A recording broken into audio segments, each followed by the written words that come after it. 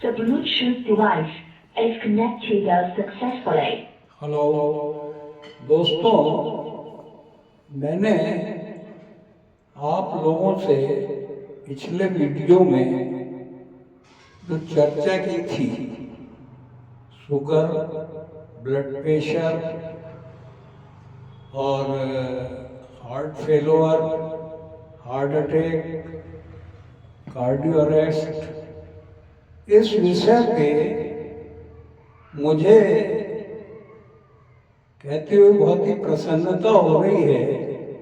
और जो मेरे पास पोस्ट आई, मेरे से संपर्क भी हुआ, एक चौकसे साहब हैं, डॉक्टर चौकसे, उन्होंने लिखा कि हिंदुस्तान के जाने माने विशेषज्ञों ने एक अंग्रेजी अखबार में कम से कम 35 पेज के लेखों को तमाम डॉक्टरों ने उसमें अपने विचार रखे। उसमें योग गुरु भी रहे, डॉक्टर्स स्पेशलिस्ट भी रहे और हमारे चौकसे साहब भी रहे। ये उनके पोस्ट में उन्होंने हवाला दिया और मैं धन्यवाद करूंगा हमारी एक लेडी डॉक्टर साहिबा को जो बैतूल की हैं।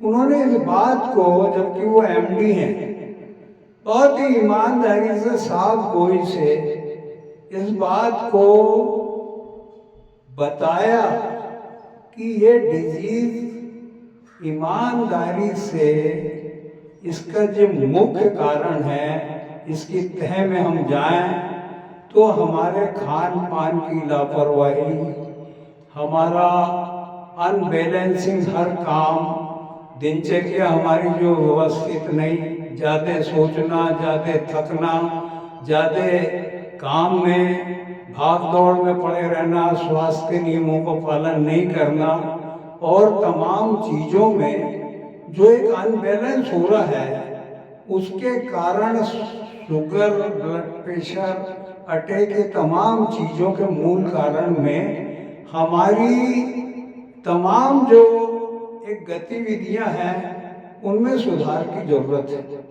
मेरा एक निवेदन है, मैं उस बात पे आना चाहता हूँ। मैंने इस पे बहुत काम किया और मैंने ये महसूस किया और आप लोग भी महसूस कर रहे होंगे कि लोगों ने अपने स्वाभाविक प्रवाह को रोक दिया। जैसे भूख लग रही है तो भोजन के प्रवाह को हमने अपने काम में, अपनी व्यस्तता में, अपनी मालूम नहीं किन आदतों में हमने उसको टाल दिया। हंसी आ रही है तो हमने हंसी को रोक दिया।